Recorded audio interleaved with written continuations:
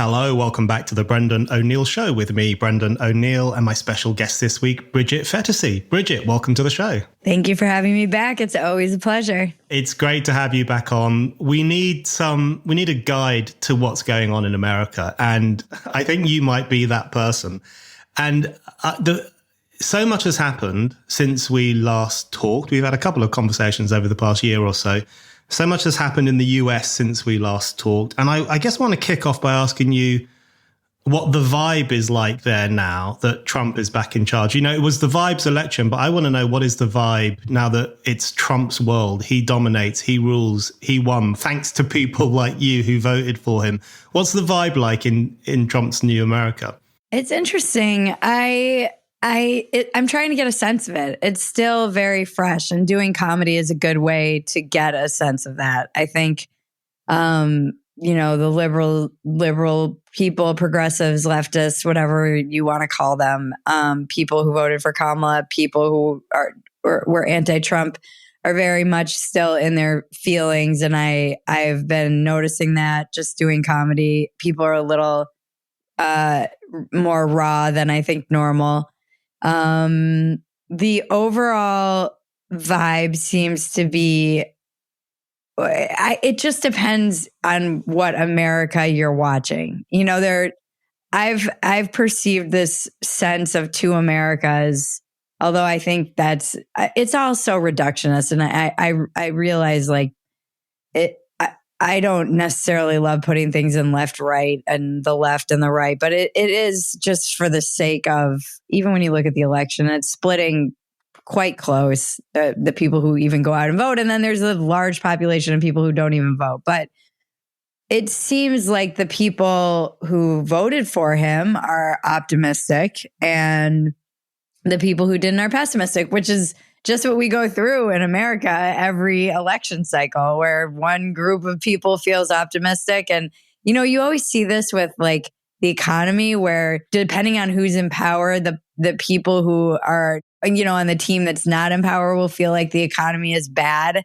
And then it reverses the minute the power center switches. It's so much like perception and versus what's actually real.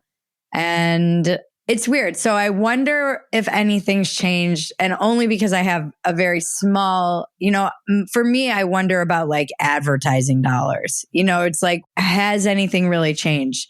My YouTube algorithms seem to change, but I don't know if that is, you never know if it's just does correlation equal causation? Who knows? But things seem to loosen up for me around the election and after. Where we have just been, it feels like getting throttled. We had a brand turn us down because our show is too political, and you would think, and they sponsor Joe Rogan, so you would think that they would see the writing on the wall and want to be sponsoring shows like mine that aren't necessarily like the normal late night shows that you see. But I'm by no means like the Daily Wire or anything. I'm still taking shots at everybody, but it's, brands are still kind of weary of sponsoring political. And it's interesting because it's like, you have no problem sponsoring political content that's the right kind of politics. But me, because I'm center right, let's say now, which is really just normie America, I think, they would say that my content is too political. So I'm not sure. I'm not, we'll see what everybody was kind of waiting, in a wait and see pattern. Hollywood wasn't making anything. They weren't there. I mean, they're in a free fall. I think that could be a whole other topic of discussion, and media's in a free fall. So I think, and Trump is a loose cannon, and now we're firing rockets. It's everything feels very, it felt like there was this initial rush of optimism. And now, as the dust is settling, I'm not really sure. I'm interested to see what the kind of fallout is. Yeah, it it will be interesting to see if the advertising dollars do finally catch up with the political shift or the vibe shift, as people might want to call it. And if they might actually, you know, in an uncomplicated, straightforward way, agree to work with shows like yours, podcasts like yours, which, as you say, are not woke left bollocks, which is the stuff that they would normally be very happy to support. It'll be interesting to see if that shifts. But one thing that has struck me since the election, maybe I'm wrong on this, but it feels like, even though you're right that there is a lot of rawness, and I'm sure lots of the Kamala camp and her supporters are feeling very raw at the moment, but it feels like there hasn't been the same meltdown as there was in 2016. It feels like we haven't had Beanie Woman screaming in the streets, you know, she became a meme forever as a consequence of that. And that, you know, we've had people asking for therapy in the workplace and students being given a couple of days off so they can recover. And The Guardian offered their members of staff therapeutic treatment after Trump's victory. So we've had that kind of stuff. But it feels like there hasn't been as noisy or as broad a meltdown as there was last time Trump won. Is that your feeling as well? It's interesting. My editor, Matt McDonald, and I were just talking about this because he's like, everyone's fine. Because I had a tweet go like insanely viral. And I think I started like a nationwide discussion on what is cool. And it was really just, you know, I don't like really, I understand the term vibe shift, but I actually really like how everyone's calling it a realignment, because that is what it feels like. When you see that picture of Trump, Tulsi, RFK, and Elon, you're like, this is all Democrats. Like this is the most Democratic Republican Party we've ever had. And they represent where normal Americans have shifted, you know, and again, it's not really that Americans have shifted all that much. It's that the progressive left in particular just went so far left and then gaslit everybody and told them that they were just white supremacists and racists while they went off the freaking deep end. And I do feel like this election really represented that. Now, California is like still counting votes, which is insane to me. And so I'm not sure the popular vote will be as much as it was initially, which is kind of funny to me that it's the Democrats' inability to like count votes fast that they can't. They end up having this narrative of it being a blowout, even if it actually isn't, because by the time they count the votes 2 weeks later or whatever, it's maybe within a more slim margin than it was initially thought. So it is still like a very divided country. But I do think there has been a big realignment in this and in America that is represented in just how literally everyone but white liberal women and aging boomers shifted to the right. Everyone else, even Gen Z men and women. I mean, Gen Z men, I was not surprised at all, but even the women voted for Trump or shifted right. So there's like this realignment that's kind of happening, and I've never known in my whole lifetime. I was saying this on Dumpster Fire the most recent one. It is like the Andrew Breitbart prophecy. You know, he's famous for saying politics are downstream of culture. And the new right, has been very much about, well, we've got to get the culture. How do we get the culture? And my whole tweet that went viral was just saying, like, you know, I've never known the right to really have any cultural capital. I didn't say it like this. Like the freak out you're seeing on the left is because they've lost control, not just of the narrative, but of the monopoly that they've kind of held on cool. And a lot of people are pushing back and saying, you know, it's been a whole thing.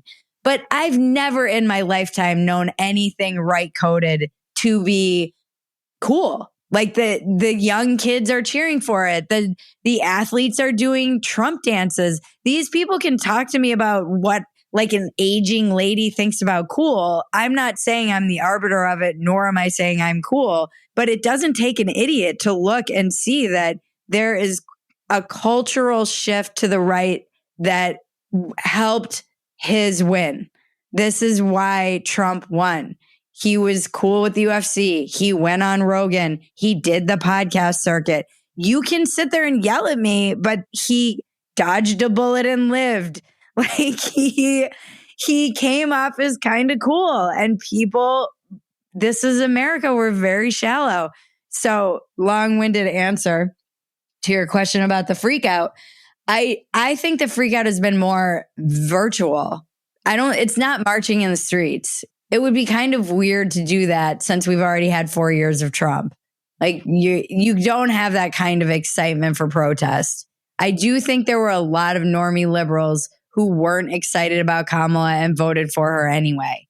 So they're not feeling essentially devastated. They're just like, oh, well, that person I didn't really want to vote for lost.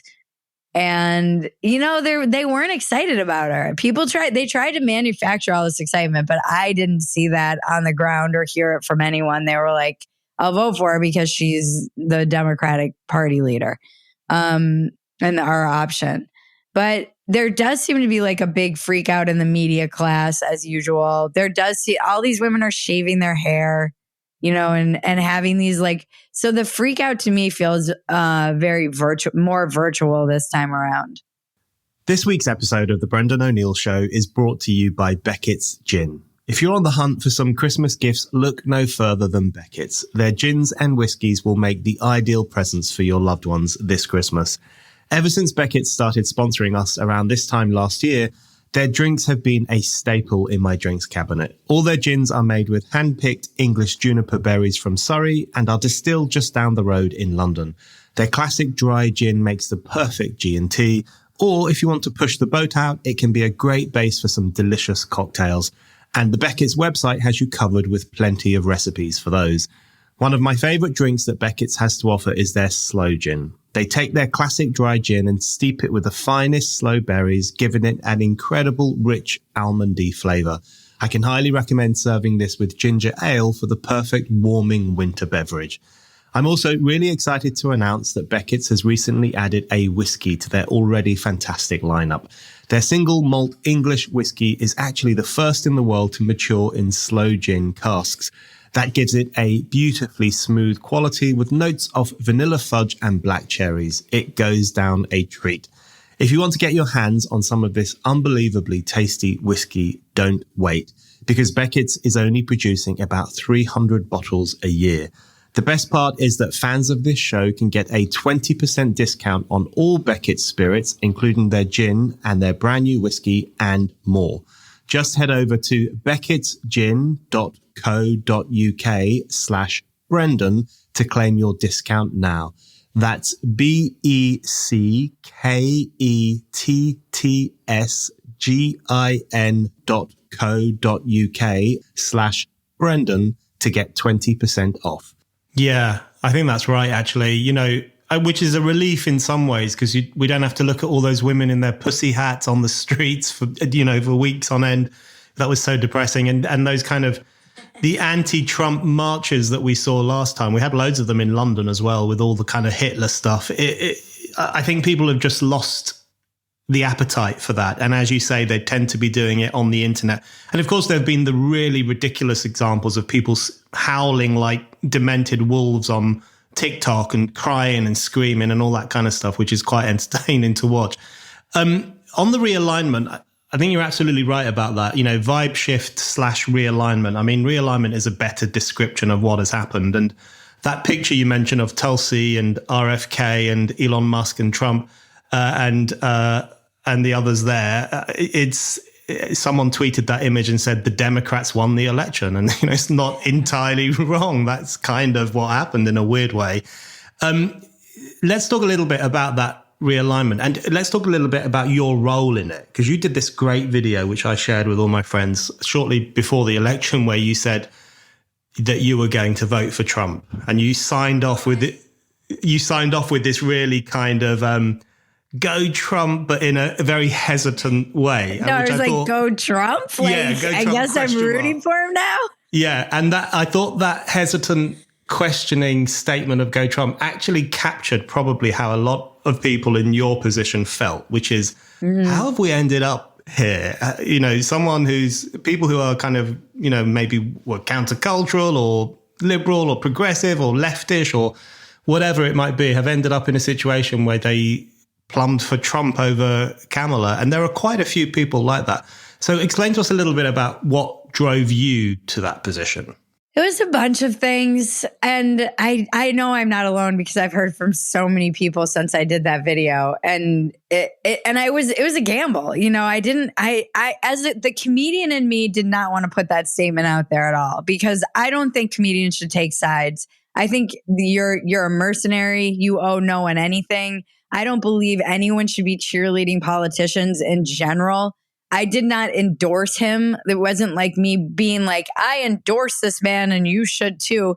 I guess it was a tacit endorsement just by virtue of telling people that I voted for him. But it was more just being honest with my audience about what I did, because I'm in a weird position of an accidental pundit. So I am a comedian, but I also got caught in the crossfire of the culture wars and often write columns where I'm trying to make sense of the world around me and trying to make sense of the political shifting culture stuff around me. And the most recent column that I had that went kind of bonkers for Spectator was about how, like, inside the very incoherent mind of a suburban mom.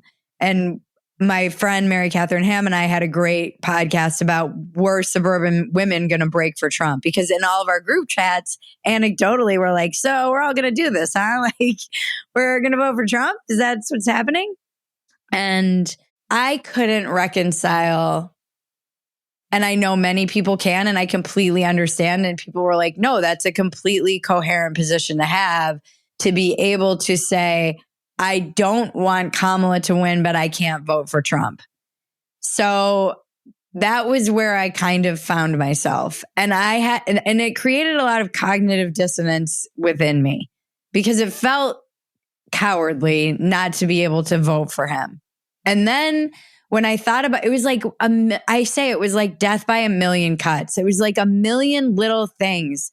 And it would take me 2 days to name them all on this podcast. And it started in 2015 and went all the way through to 2020. And then you had COVID and all of the government overreach there. And I was in California, so experienced it more heavily than many people in America did. And then I literally moved my family to get away from a left-dominated state and their insane policies around gender and like teachers keeping secrets from, the parents about the kid, just insane stuff. My husband worrying that he's going to lose his license as a therapist if he doesn't affirm the gender of whatever, anyone who comes in, not being able to treat somebody, holistically and in a way that you should be treating these people, which is, this is oftentimes a symptom of other things going on in your life. Let's address that before we start you on a path of irreversible treatments. And so many things. So I look at that. And then when it came down to it, I really was like, there was a part of me that wanted to vote for him. And I saw him on Rogan, and I'm not saying this was like the thing that made up my mind, because I had already voted for him when I saw that. But he came across as, I think a lot of people were like, oh, he's still going to be Trump. He still is. But there seems to be people around him, Elon for one, who's, launching rockets into space. And I'm no Elon stan by any means, but he's not an idiot. And I think a lot of people just saw the direction America was headed in and were like, no. And when it came down to it, I'm like, I didn't vote for anyone in 2020. I just didn't vote top a ticket at all, because I couldn't vote for either one. And then when it came down to it, I was like, no, I want to be part of the popular vote that's like, fuck you. It was a protest vote. It was like, no, enough of this nonsense. And there was, there's the way that I was told that all I'm supposed to care about is abortion. And this is the only thing I'm supposed to care about as a woman. When you guys can't even define women, I've spent 8 years raging against how you're erasing women's only spaces and making us irrelevant. Lesbian bars are being like, don't exist anymore. And you're going to tell me that you care about women when you can't even define what a woman is when it's convenient, and when it is convenient, you can. And I don't know. I think a lot of people were just tired of being gaslit. So much gaslighting over the years, around groceries and things like that, where they're like, no, it doesn't cost what you see it's costing. And tired of being gaslit about news stories. There was a lot more infrastructure after 2020. You had people like you had the things like the Free Press and Glenn Greenwald and all these people who are with kind of old guard media pivot out and start their own media empires. And so there was a lot more infrastructure from 2020 to 2024 trigonometry for people to go seek other opinions that weren't just this, like, as I kept calling it, like the approved narrative, they could go elsewhere. And I mean, God bless Joe for keeping the Overton window from slamming shut. I really don't know what it would look like without him. So it was a like death by a million cuts to get me to that point. My video, I tried to keep it very succinct because it was a couple of big things like free speech. And that was another thing that I realized. It's like when I'm using double speak on the internet, like saying unalive and not being able to talk about, we're like, oh, the jib jab, like whatever fucking ridiculous nonsense words I have to use to try and work around the algorithm so my channel doesn't get demonetized. That is coming from one side. That is not coming from the right. That if Elon hadn't bought Twitter, again, I'm not a huge I've been joking, like we all need to pick a billionaire who's going to adopt us. That's the world we live in now. Just find someone, you believe in, and hopefully they'll adopt you. But thank God he bought it, because you couldn't even, I think people started seeing like, oh, I'm not alone. Feeling like this, like saying boys and girls are different is like an okay thing to say. Because I do think people were so siloed and afraid. They really were like, and I said this right in the aftermath of the election, like, thank God. Like, whoo, you guys don't believe men can get pregnant? I thought everyone believed that for a minute in America. Like, I thought I might be like just a crazy old lady who was behind the times. It's funny that you talk about Twitter and X and the I guess the vibe shift there since Elon Musk took over, because one aspect of the meltdown that has happened since Trump won is people leaving X and going to Blue Sky, whatever the hell Blue Sky is. And it's interesting because even The Guardian has left X, which is a pretty big deal, and some other newspapers in Europe have as well. And The Guardian says, it's become a horrible place now. It used to be nice and interesting, but now it's horrible. For years before Musk, women in particular were getting banned for life for stating biological facts. I mean, the craziest case, Megan Murphy, who was banned for life for saying about some fat bloke in Canada who tried to get immigrant women to wax his testicles. And she was thrown off for saying that's him. It's so crazy. But in relation to all of that, maybe you've already kind of answered this with your death by 1,000 cuts comment and the video you put out explaining why you voted for Trump. But is this a case then of that the left lost you or that Trump won you? Because I think it's really interesting what you say, that it wasn't enough for you this time just to not vote. Because I think you're right. And a lot of people voted for Trump for many different reasons. I mean, we're talking about more than 70 million people. There will have been economic reasons, class reasons, inflation reasons, cultural reasons, all sorts. Immigration, of course. But a lot of people, I think, probably did vote for him, as you say, as a fuck you. So it kind of added extra oomph to your disgruntlement with where the left was going and the kind of left tyranny and the wokeness and all the other stuff. It really gave that an extra kick if you then put an X in Trump's box. So was there a way that he won you over? Was there something he did that made you think, okay, this guy's interesting? Or was it really just a death by a thousand cuts from the other side? I don't know that he won me over so much as this was something that was kind of talked about in many friend groups at dinners and all the things leading up to it when we were like, are we going to vote for him? Are we not? How are you feeling? When we would have these conversations about it, people who were RFK Jr. fans, and were they going to be able to kind of cross the bridge to vote for him? And I was also of the mind, and many people were, that because of the last election, everybody, I think, in America on both sides was like, whatever it is, I hope it's decisive. We don't want to get into some kind of hanging Chad situation. We don't want to be like my friend Michael Malice, he said that I said although I remember him saying it, but we were talking about Trump, and I was like, I swear to God, just like, fuck it. Like, I'm going to vote for Trump because fuck it. And he's like, that should be his campaign message. If I was his campaign manager, that's the message I would put out. Vote for Trump because fuck it.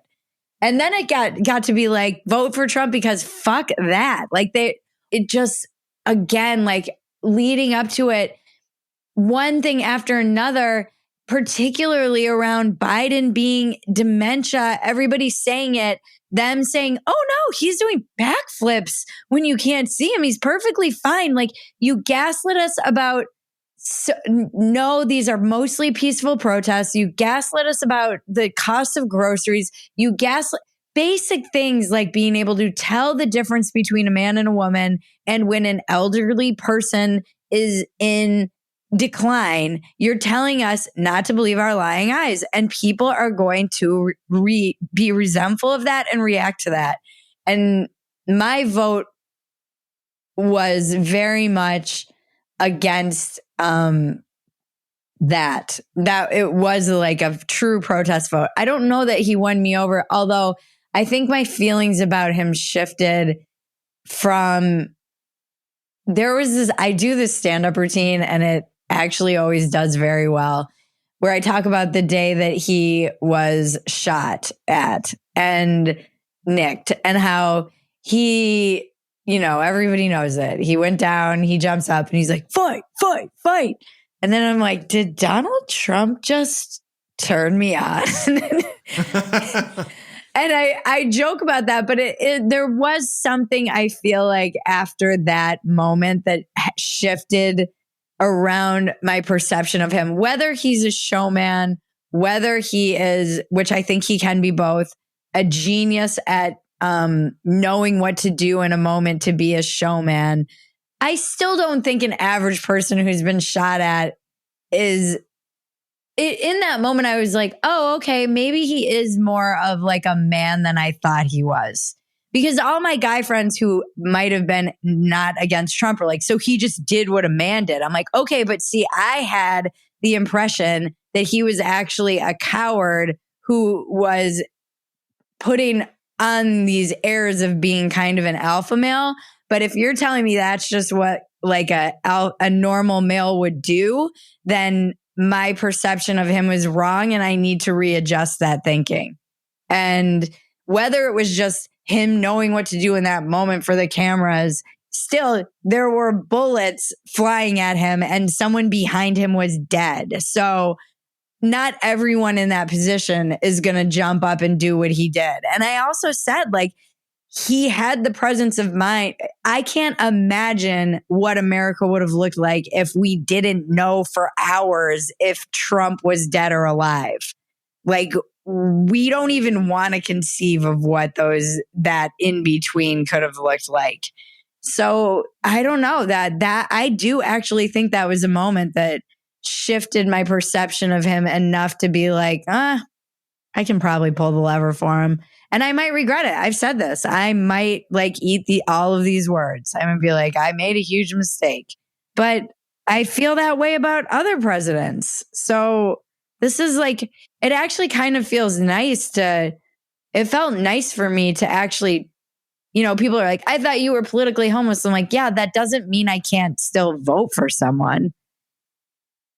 That doesn't mean it doesn't mean I'm not going to take a stand on something. It just means I still don't feel like either party perfectly represents me. And then when I wrote that piece, I got a lot of really thoughtful feedback, surprisingly, and on the internet. And someone said something to me on Twitter that really stuck out to me. And they said, just vote for whichever party you think is going to leave you alone more. And I was like, that's actually a very good way to determine who you're going to vote for.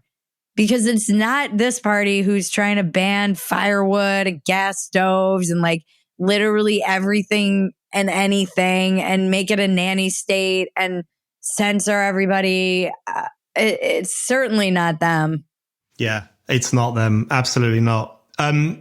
It's interesting what you say about that image of Trump jumping up and saying, fight, fight, because that was just undeniably impactful. And anyone who says it wasn't is just so far down Trump derangement that they can't see the truth. Because I'm not sure I would have stood right up and put my fist in the air. I probably would have gone underneath the lectern and hidden or whatever. I'm sure lots of people would. So it was an admirable response. There's no question. And in relation to alpha men and whether that's something men do or not, I did want to ask you about the Democrats' view of men in this election, because it has been unbelievably and unwittingly hilarious. You know, the whole white dudes for Kamala thing and that Kamala campaign, you know, real men vote for Kamala Harris. And it was just the most ridiculous looking men, you know, kind of beards and check shirts. And it was, I couldn't even believe it was real. What did you make of how the Democrats tried to appeal to men and what that told us about them as a party? Yeah, again, I mean, this is something that just me kind of speaking like a normie, it sometimes goes viral because I'm saying what a lot of people are thinking. And I was making fun of the you know, like men for Harris video, and I was saying the Democrats are realizing too late that they've Bud Lighted their brand. Meaning that they like lost normies completely, normie men in particular. But now I expanded on that in a video that got hundreds of thousands of views. And I expanded on it even more in a piece for Spectator about how they can try and tell me that this wasn't happening. But I was working at men's magazines in 2015, 2016, 2017. I knew what those staffs looked like. I knew what they were putting out there. It was insane. I was like, how are you guys writing for men? You don't know any men. Not any like normie dudes. What is going on? How is this Playboy? How is this Mel magazine was another one I was writing for. And it was just like getting so bananas. I'm like I mentioned in my column that there was this insane, you know, editor's note on a piece about how men can be supportive in abortion. Then it was like, we realize not only women can have abortions. I'm like, you've lost the fucking plot. You can't, you are a men's magazine, allegedly. And so I was there and saw, and you know, it's Me Too happened. I think a lot of people really underestimate a moment in history that has again been kind of memory hold, but not a lot of people. And I know it was very instructive for me was the Kavanaugh hearings where I was like, what the, like, this is insane. They will truly try and destroy your life with nonsense. And they were dragging up all this stuff. And I think a lot of that was like believe all women and all this stuff. And then cut to October 7th, for example, we don't believe any of those women.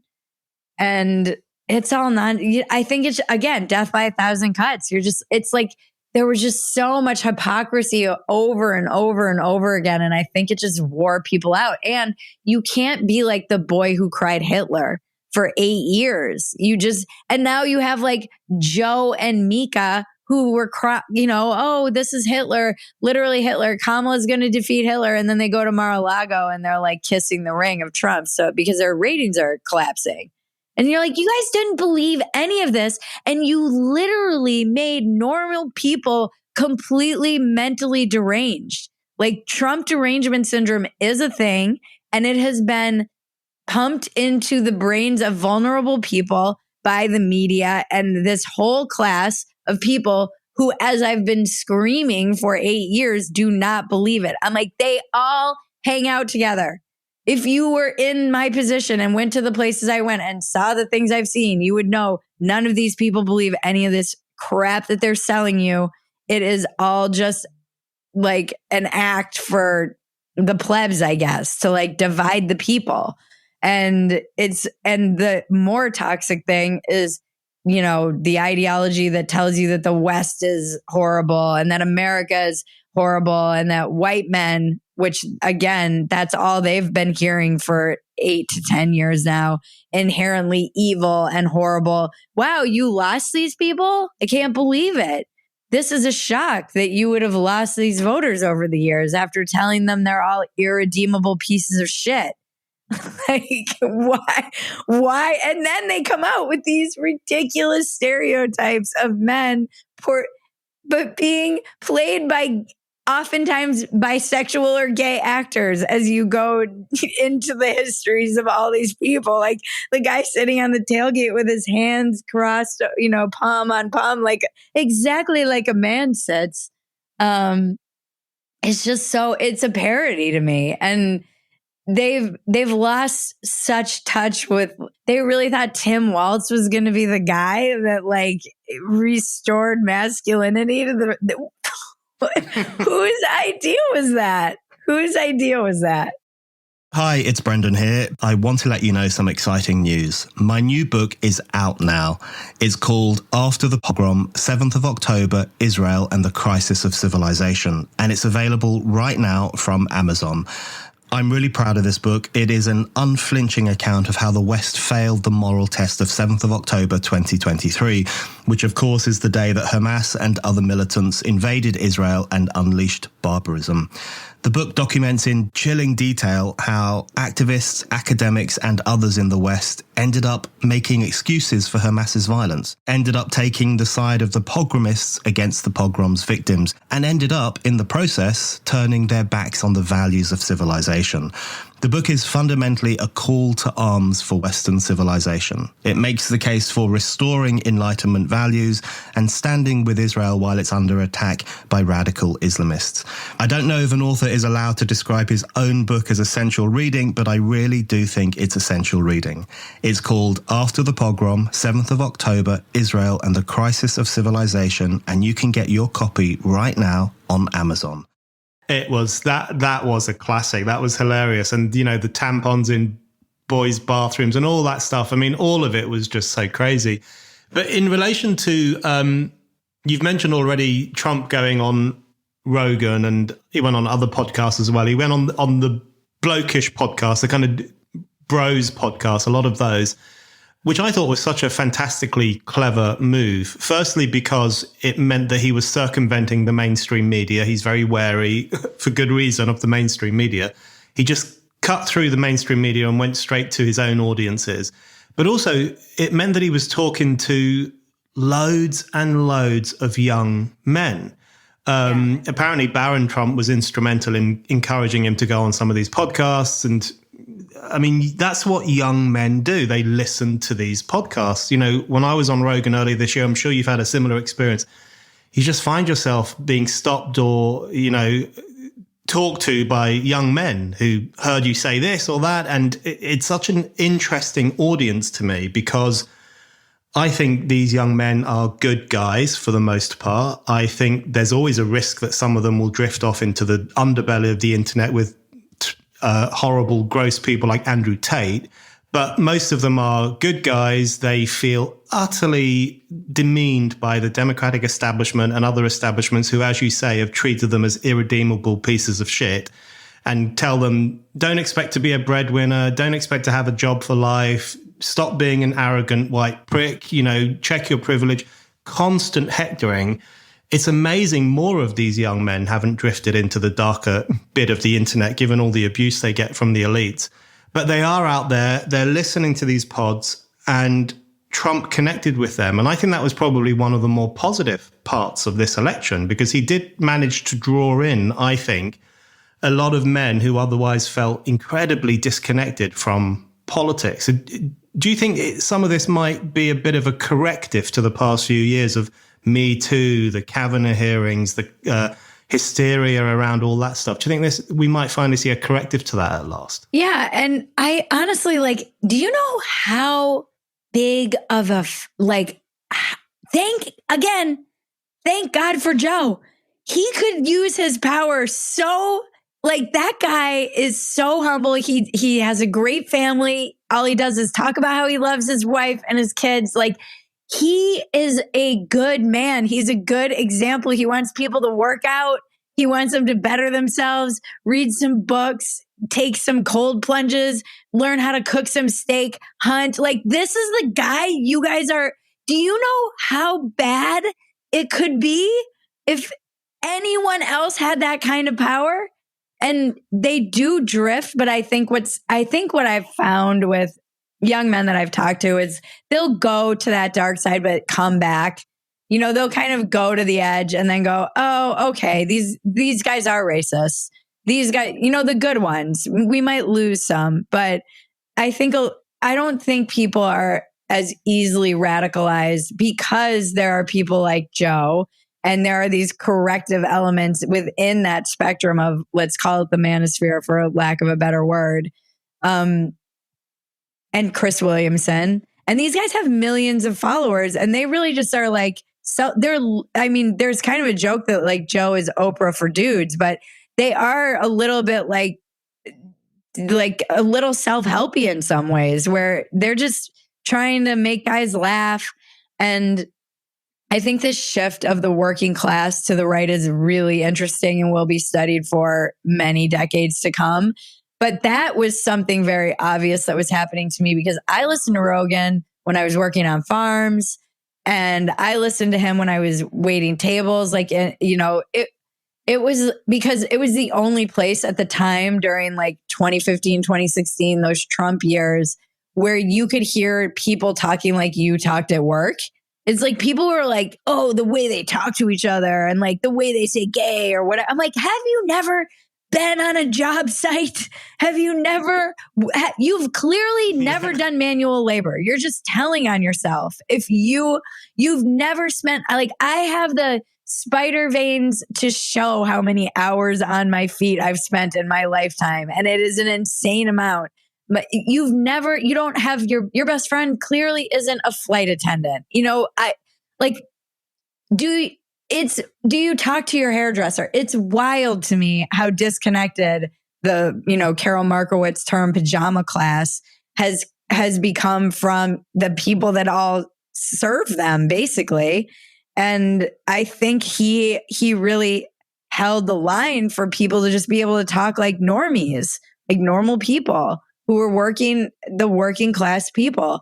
And that shift you see, again, this is Andrew Breitbart prophecy, the culture shifted that way just with all of these podcasts, which was genius for him to do. I was saying this, I'm like, if you're trying to get to the independent voter, the person like me who does not watch CNN or MSNBC and certainly isn't watching an Oprah town hall and is not listening to Brene Brown or Call Her Daddy, you're going to go on the podcast. That's where we all are. That is a no-brainer. I don't know. When he was doing this, I'm like, this is genius. Whoever put him up to this is genius, because this is where the people who want to be persuaded are going to be persuaded. And again, something that I think people don't realize is that there was a better the devil you know kind of vote where it was like, all right, well, you've done Rogan, I've done Rogan. It's not easy to sit there for 3 hours. He didn't crumble. It's like you feel mentally exhausted at a certain point where you're like, what the hell are we talking about? How many rabbit holes have we gone down? It's a workout. It certainly takes endurance. And you can get tripped up. And he did. I know if you know what that takes, it's like, I can see why Kamala wouldn't want to do it. But I think a lot of Americans at the end of the day who either didn't vote at all, because you're seeing that with Democrats, there were just a lot who didn't show up, especially in blue states. They just didn't know her. And she didn't give them an opportunity to know her. And Trump at least went out there and was willing to put himself out there, talk for hours, joke around. That, that video of him with Theo Von that was hilarious went viral. And he still managed to steal a news cycle that the Dems should have had in the bag. Like, they were having their big DNC and he was going viral for like a silly interaction with Theo Von. And this is, again, I think the mainstream media, and you see this in Hollywood a lot, like they always undermine YouTubers and people like the new media. And it's like, do you guys know how much money these guys make and how they've created their own empires without you? I don't think you do. I know you're like, oh, those silly little YouTubers, but they've got real power and money, and their audience knows them and trusts them. And that's where all the young men are. And it's certainly where all the independent women are. I was shocked in my subscriber site. So many of the independent women who were either like anti-Trump, libertarian, could not see themselves voting for Trump. Every one of them copped to voting for him. Every one of them. And when I was hearing that, I was like, wow. I mean, I had somebody in my life who I was like, there's no way she's ever going to vote for him. I just figured she wouldn't vote. And when she was like, yeah, I did it, I think I'm going to vote for him. I'm like, holy shit, he might win. Yeah. Those are the moments when you think, oh, something's really changing now. Something's really like, this is a person who I was truly shocked when she told me that she voted for Trump. I was like, holy shit. Yeah. You might actually win this. It's so true that when I did Rogan, I was mentally exhausted at the end of it in a nice way, but I was just that guy knackered. Is a machine. Yeah, it's crazy. He is a machine. He will do that and then go do 2-hour-long sets of comedy at night. It's fucking insane. People do not know, like, the endurance that takes mentally is another level. It's another level what he does, and even just being on his show is tiring, as you say. And the fact that Trump could do that in an era of sound bites, when all politicians really care about is optics and sending a little tiny message, and he did those stunts as well. He worked at McDonald's for 15 minutes, and he danced around in a high-vis vest and drove a garbage truck. So he did the stunts too. But to be able to do that kind of long-form conversation, and for Kamala not to do it, and apparently some of the reports coming out now is because some of her staff thought she might get cancelled or she might lose the support of the woke. I mean, really sums up how far down the rabbit hole of madness these people have gone. I did want to ask you what happens to the Democrats now. Because I just find the whole Democrat operation depressing at this moment. And in fact, when I was in New York a few weeks ago and I was talking to people who were going to vote Trump and I was talking to people who were going to vote Kamala, what I found is that the people who supported Kamala were often quite depressed people. They weren't full of the joy that she was talking about at the start of her campaign. They were saying, "Oh no, he's a Nazi. The world will burn if he gets into power. It'll be a disaster. Oh my God, it's terrible. We have to vote for her to save the planet." Blah blah blah. Whereas the Trump voters I was talking to were optimistic. They were angry, but they were also optimistic. They were upbeat. They were making jokes. They were there was a lightness about many of them who I spoke to. And it did make me wonder what becomes of the Democrats now. Where do you think they go? Will they double down on all the 1,000 cuts that pissed off people like you, or will they have an awakening and try and do something different? I hope they have an awakening and try and do something different. I don't know, though. I don't know. It depends on how many people in their base are actually, believers, because we're not talking about, this is a real ideology. It's not something, as you wrote about brilliantly in your book. Your book was also another thing that shifted me to voting for Trump. And just because I thought so much about, people were like, oh, anti-civilizational behavior. That was one of the big criticisms they had with my video. And I kept thinking about your book, and I kept thinking about the people tearing down the posters of the little kids, like that kind of behavior, guys.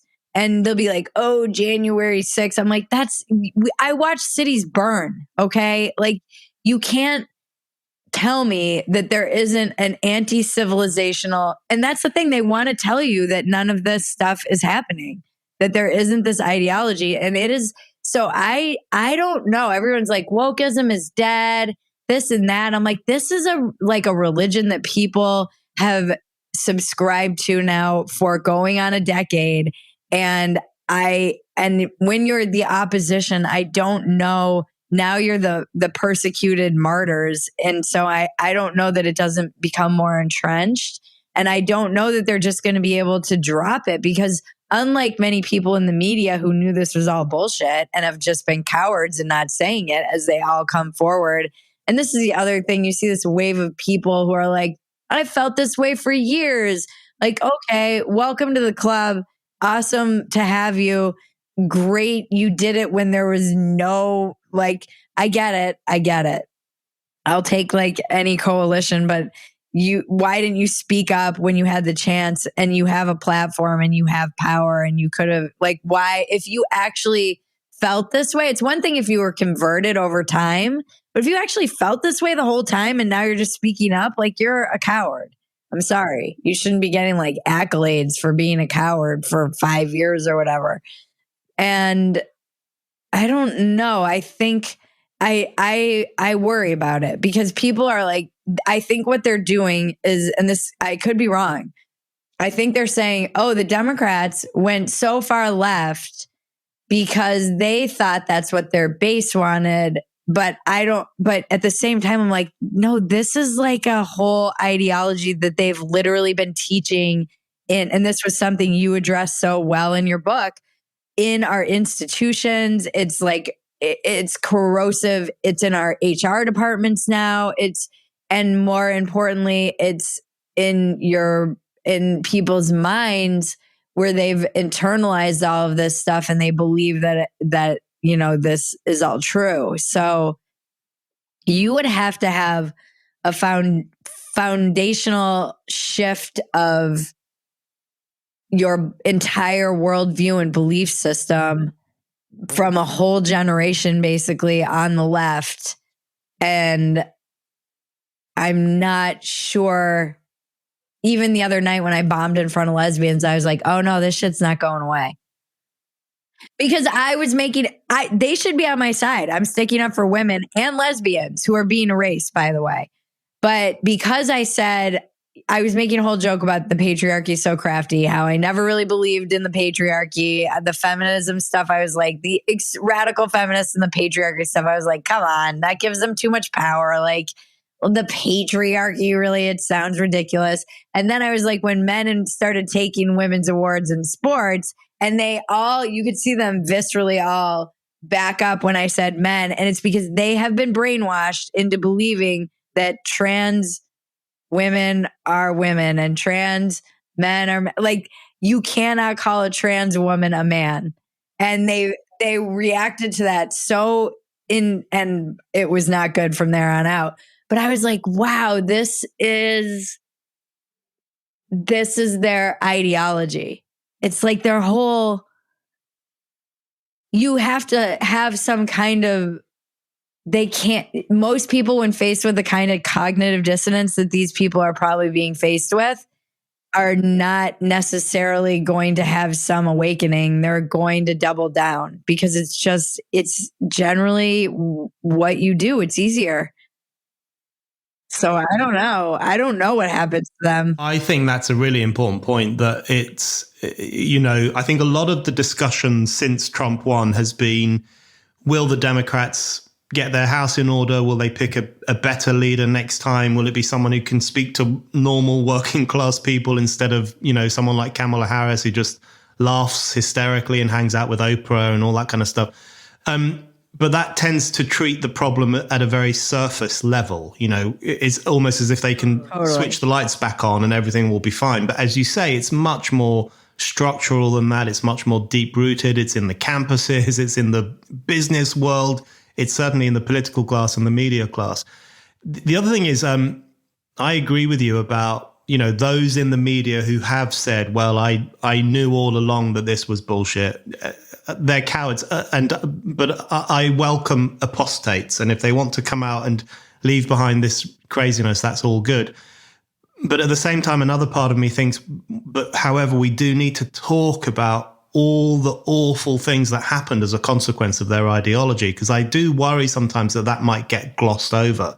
You know, the young women who lost body parts, and the young lesbians who were drugged until they became men as if that was their correct sex, which, by the way, is a profoundly homophobic idea.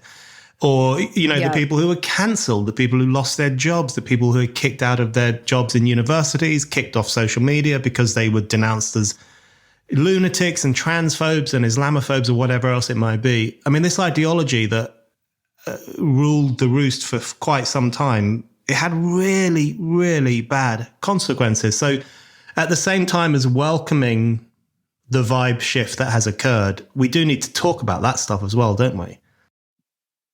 And it's still happening. You see it with the Daniel Perry, with his trial in New York. The guy, like, all the stuff coming out about that. It's so wild how they changed the death. Like, he wasn't allegedly dead, and then they changed it when the judge, when they saw the social media video. Like, so many things coming out about this are so nonsensical. And you have this because these ideologies, again, are in all of our institutions.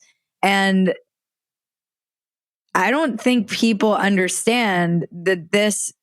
I actually do agree with Elon. Like, you need to get rid of this stuff. I hope they go in to our military and get rid of, like, get the DEI out of the military. What the F is going on? That is nonsense. There's nowhere, I can't think of anywhere that belongs less than the military, where it should just be, how prepared are you? Merit. Can you pass basic physical tests? And there's no inspiration to even join the military. There's no, you're like, these are the people you're parading around. And I know the kind of men that join the military, they're certainly not looking at the trans woman director going, well, I feel like signing up and sacrificing my body for this country. It's crazy. Like, this stuff it's so many people have been calling it what it is, which is nonsense. And like you said, it undermines civilization itself, which is a very thin veneer that we've managed to cobble together in this tiny fraction of history where we're not all tribally at war and destroying each other.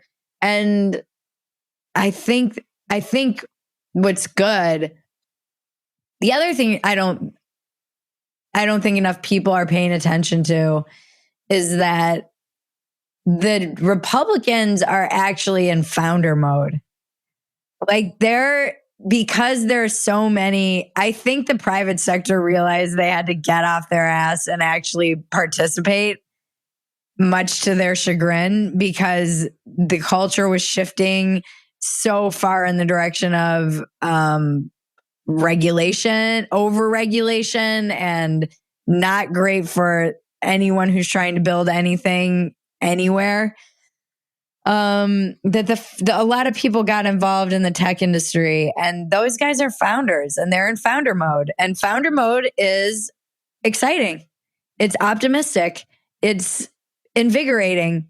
It's, let's find the best people to make the best things and do the coolest ideas and spend millions of dollars on things that might not work just because we want to see what works the best. And I feel like that's where that real sense of optimism is coming from.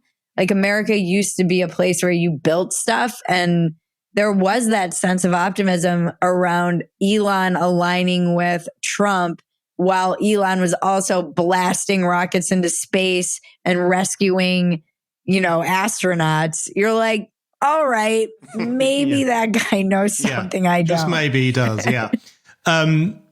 Okay, that comment has made me feel a little bit more optimistic. I'm feeling optimistic anyway, but I think even more optimistic about the shift that has occurred in America, which will have repercussions for the whole world.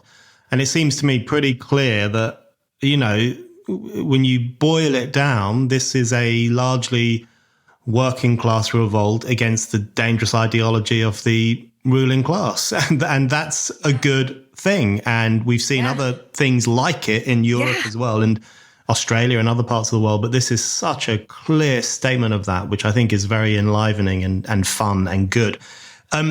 My last question for you, Bridget, before I let you go, is you've kind of touched on this already. You've said that you might think it's a huge mistake that you supported Trump. It might all go wayward and crazy. Who knows? That's politics. You can't quite tell what's going to happen next. But what's your feeling about how things will go? There are so many kind of things at play here. I mean, his cabinet picks are interesting, even though everyone's going mad about them. But they do come from slightly different parts of the political world, so maybe they won't get on as well as they might otherwise be expected to. There's, of course, also the kind of, will the lawfare against him continue? Will all that stuff get ramped up? Will the deep state get its knives out? There are so many factors that we don't quite know what's going to happen. But what's your feeling about the Trump administration when it takes power early next year? How do you feel things will go?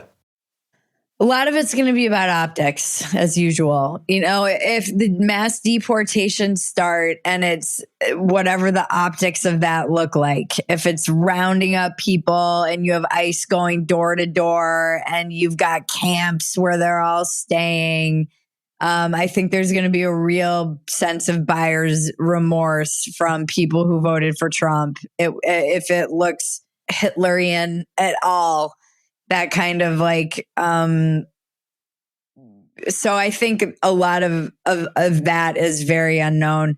I worry Biden or this administration or the deep state or whoever is doing this gets us into World War III, and then Trump will be forced to reinstate the draft or something like that they were very against. And now you're in a war and you need bodies and they have no choice but to do this. So things like that keep me up. Thermonuclear war is something that I worry about. But in that instance, good luck to all of us.